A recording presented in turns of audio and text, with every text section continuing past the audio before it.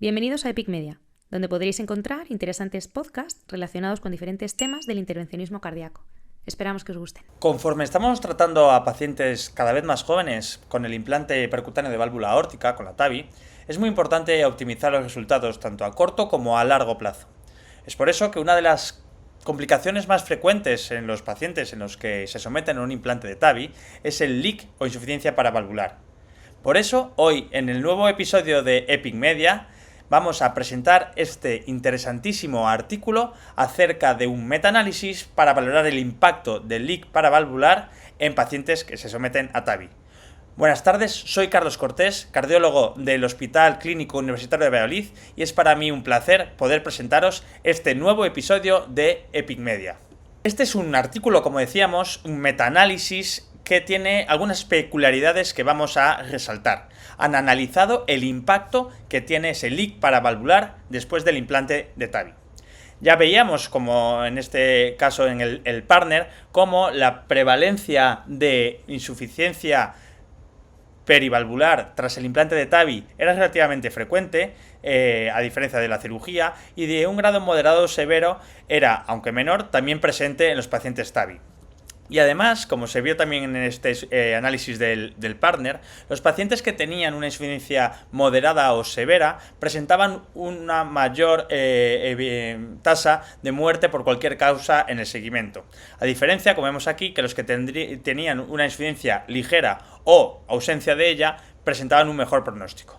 Sin embargo, hay otros artículos, como este de Laxo, en el que es algo diferente. Vemos la tasa de insuficiencia perivalvular en los pacientes con TAVI, como en los primeros años hemos conseguido ir disminuyendo, aunque sigue siendo estable.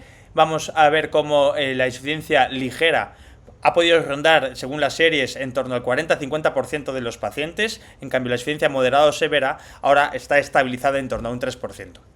Pero en este caso, y a diferencia de lo que veíamos en el partner, vemos como el pronóstico de los pacientes que tienen insuficiencia aórtica ligera también es peor que los pacientes que no presentan esa insuficiencia. Y esto es el quid de la cuestión. Vamos a evaluar con este estudio la asociación entre la presencia y severidad del leak paravalvular tras el implante de TAVI y el riesgo de mortalidad por todas las causas, rehospitalización y mortalidad cardiovascular. Para ello se hizo un metaanálisis con una estrategia de búsqueda basada en las fuentes de PubMed, NBS y Google Scholar, con fecha de búsqueda hasta el 30 de abril de 2022. Se utilizaron los términos MES y keywords relacionadas de TAVI con insuficiencia o leak paravalvular, y los criterios de elegibilidad de los estudios eran pacientes que tuvieran estenosis aórtica sometidos a TAVI, que hubiera un grupo de pacientes que tengan leak paravalvular y otros sin ellos, y que nos presentaran resultados como supervivencia o mortalidad, rehospitalización, mortalidad cardiovascular, y esto es muy importante, al menos uno tenía que presentar curvas de Kaplan-Meier.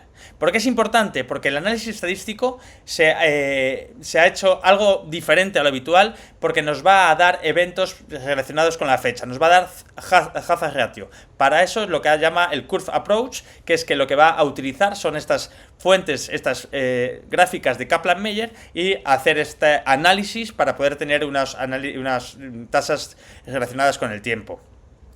Bueno, de los 4.671 artículos que se valoraron en un principio, finalmente fueron incluidos 38, como vemos aquí en este diagrama de flujo que presentan los autores. Esto que aparece en las tablas suplementarias son los diseños, la edad y el acceso y el tipo de válvula utilizado en todos y cada uno de los artículos incluidos. Vemos que tenía una edad media en torno al 80%, la mayoría eran retrospectivos, algunos de ellos macheados. Por este tipo de etiología por este tipo de estudios se realizó la herramienta Robbins 1 para valorar el riesgo de sesgo, viendo que existe un riesgo moderado de sesgo en el estudio. Vamos allá con los resultados.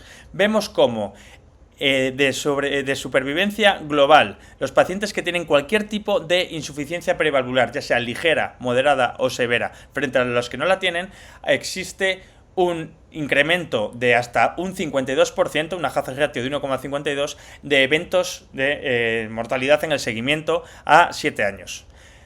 Parecido ocurre con la rehospitalización, con un menor número de pacientes, porque eran los que estaban disponibles, en torno a 4.000, y parecido a la mortalidad cardiovascular con otra hazard ratio de 1,52. Con lo cual podemos concluir que cualquier grado de insuficiencia aórtica post-TAVI va a incrementar el riesgo de eventos en el seguimiento. Pero hicieron más análisis. Aquí lo que comprobaron fue entre moderada y severa y ausencia de ella o ligera. Vemos como que era parecido a lo que habíamos visto en el partner. Vemos como la supervivencia, de nuevo, presenta una tasa de eventos de una hazard ratio de 2, es decir, los pacientes que tienen moderada o severa insuficiencia paravalvular. Mismo sucede con la rehospitalización y la mortalidad cardiovascular. Aquí también quisieron comprobar aquellos que tenían ausencia de insuficiencia paravalvular frente a los que tenían solo ligera. Nos vamos a olvidar de ese grupo de moderadas y severas. Y de nuevo se ve que tener una insuficiencia aórtica ligera incrementa el riesgo con una hazard ratio de 1,35 mortalidad por cualquier causa a los 7 años frente a no tener. Con lo cual, esas insuficiencias ligeras se está viendo que efectivamente tienen una importancia en el pronóstico a largo plazo de nuestros pacientes. Lo mismo pasa con la rehospitalización y con la mortalidad cardiovascular. Cuando comparamos las curvas de Kaplan-Meier en 3 dimensiones, una de ellas en los que no tienen nada de insuficiencia perivalvular, los que la tienen ligera y los que la tienen moderada, vemos cómo existe realmente una relación dosis-respuesta, y a mayor grado de insuficiencia perivalvular, mayor tasas de eventos, ya sea de mortalidad global, respiración o mortalidad cardíaca, en el seguimiento hasta 5 años. Vemos como la hazard ratio de tener una insuficiencia moderada o severa es de 2,3 frente a no tenerla, y de tener una insuficiencia aórtica ligera frente a no tenerla es de 1,36, que habíamos visto en la diapositiva anterior. Todos estos estudios están evaluando esa relación con respecto al ecocardiograma. Sin embargo, también han querido analizar los estudios en los que lo que se tenía en cuenta era la angiografía, volviendo a demostrar lo mismo, que los pacientes con insuficiencia aórtica moderada o severa se incrementaba el riesgo más de 3 veces frente a los que no tenían hora ligera. Y también compararon, según el tipo de válvula, tanto las balón expandibles como las autoexpandibles, que vemos que presentan mayor riesgo de eventos el hecho de presentar una insuficiencia aórtica significativa tras el implante de TAVI frente a no tenerla o que fuera ligera. Como conclusión, los pacientes con cualquier grado de leak paravalvular experimentan mayor riesgo de mortalidad por todas las causas, rehospitalización y mortalidad cardiovascular tras la TAVI. No solo el leak paravalvular moderado o severo, también el grado ligero se asocia con un incremento del riesgo de eventos adversos, y el impacto del grado ligero parece incrementarse con el tiempo. Estos hallazgos sugieren la implementación de estrategias para evitar cualquier grado de leak paravalvular en el momento de la TAVI, y la consideración de reintervención en pacientes con leak paravalvular significativo o ligero asociado a insuficiencia cardíaca. Es decir, como los autores comentan, como los autores afirman, tenemos que optimizar los resultados de nuestros pacientes TAVIs, tenemos que predecir qué pacientes van a poder presentar leak paravalvular, bien por la extensión del calcio hacia el tracto de salida, bien por anatomías bicúspides. Vamos a tener que elegir el dispositivo más adecuado para evitar ese leak paravalvular, y además, si tenemos un leak paravalvular moderado o severo o ligero pero que genera insuficiencia cardíaca, nos tenemos que plantear hacer el cierre percutáneo mediante plug para el cierre de leaks paravalvulares.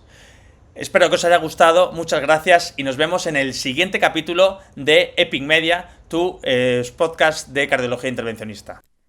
Muchas gracias. Os esperamos en el próximo podcast en Epic Media.